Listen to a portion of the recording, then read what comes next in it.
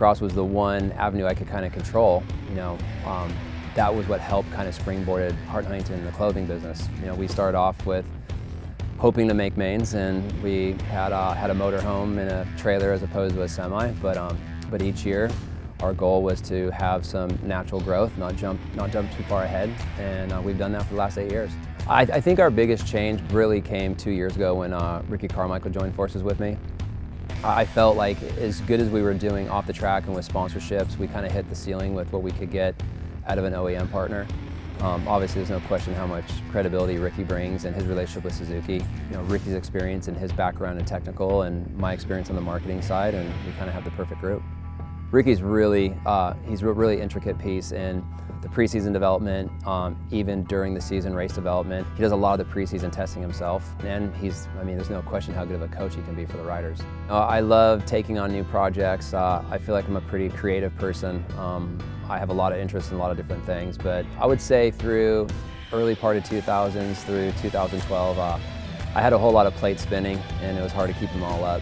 So over the course of the last few years, I still have a good involvement with Hart Huntington clothing and tattoo, but really my main priorities right now is RCH racing, my own personal riding career, and obviously my family. Yeah, I've definitely grown up. As you can see, our undisclosed location here where we now live, it's the country. It's nice and quiet. No one bothers us. It's small town living. And really, yeah, I was the Vegas kid for a long time, and in my younger days, I enjoyed the fruits of the business, but now I'm almost 40 and I have a little girl and an amazing wife, and when we aren't on the road, we're here picking grapes and drinking beers and keeping it quiet. I'm a firm believer in everything happens for a reason, whether it's good or bad, and I was aspiring to be the next Jeremy McGrath or a factory motocross rider, and hey, whether I had the talent or not, I gave it my all, and I rode Supercross from about 92 to 98 was my last year. And I remember my last year racing in 98, I was one of the few privateers that was making mains. I think I'd made the most mains that year of privateers, and when Supercross was over, I wasn't, the phone wasn't ringing, and I didn't have anybody knocking on my door or scouting me out. And I was at a very interesting crossroads at that point. I was either gonna just go back to school. I was actually gonna be an accountant. Strangely enough, I'm pretty good with numbers. And I got done with Vegas Supercross that year, and that was my goal. I was gonna enroll in school back in September. And I happened to get a phone call that I think it was maybe 2 weeks after Vegas Supercross, and a friend of mine had put together the first ever mobile freestyle show, which coincided with the Warped Tour. And when I got the call, he's like, look, we can pay you $1,500 a week, you get per diem, you're in a tour bus, no expenses, come out of your pocket. So I figured, I've been doing the freestyle thing a little bit. It wasn't really serious at that point. We had a couple of one-off contest shows, whatever they were, doing some video stuff. But I took it, and I looked at it from a standpoint of, well, I can go out for 6 weeks and make $9 grand and save some money for school, and I'll enroll in September. And once I got done with that tour, the phone kept ringing, and the contest slowly started to take form, and I kind of just looked at it. I took it like month to month. I was looking at it from more of a monetary standpoint to set myself up for school, and here I am, almost 20 years later.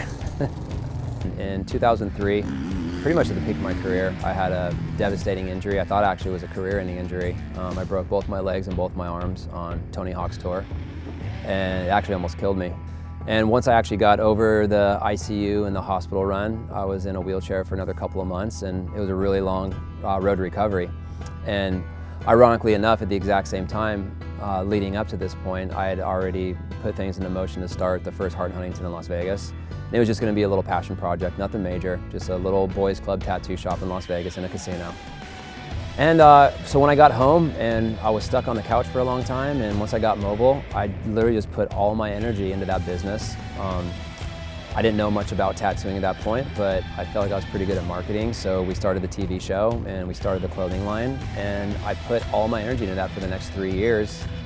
It's definitely a funny landscape that I have nowadays, because you had pre-backflip era where it was a very small group of people that would recognize motocross riders at that time, but people knew me as the motocross rider or the freestyle rider. And then back in 2000, I did the first Flip It Gravity games, and then the whole lid blew off of it. I was doing Letterman and Leno and all this late night television, and it really became a huge flood. And the funny part is, for about a 4 or 5 year window, I was known as, Carey Hart, backflip rider. But then I hit this weird transition when we did the TV show around my tattoo shop. And then there was about another 4 years of where I was a tattoo guy.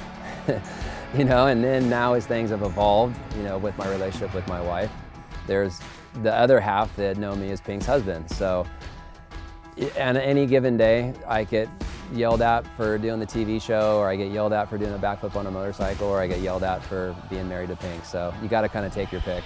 Well, I've personally been with Dunlop since, I would have to say probably around '98, back when I was racing Supercross. And I've been with them ever since. And the thing that I like about Dunlop is their product has evolved. I mean, we've evolved through two-stroke craze, through Supercross, outdoor motocross, four strokes. I mean, there's a constant evolution, and we've never had a situation where we've lost on the track or we've suffered on the track, whether it's my personal career, trying to have traction to hit, big jumps, or Kenny Rock's, any of our racers, we've never had an issue with tire being a failure. There are companies out there chasing the tire factor, and we've never had that issue with Dunlop. Dunlop's always been a great support of our program and me personally, and they're a great group of guys to work with. It feels more like a family. It's the same guys that are going to the races week in and week out. It's Brock, and it's just all the guys, and it feels like a family. And when you work with somebody for that long, there's a lot to be said for that.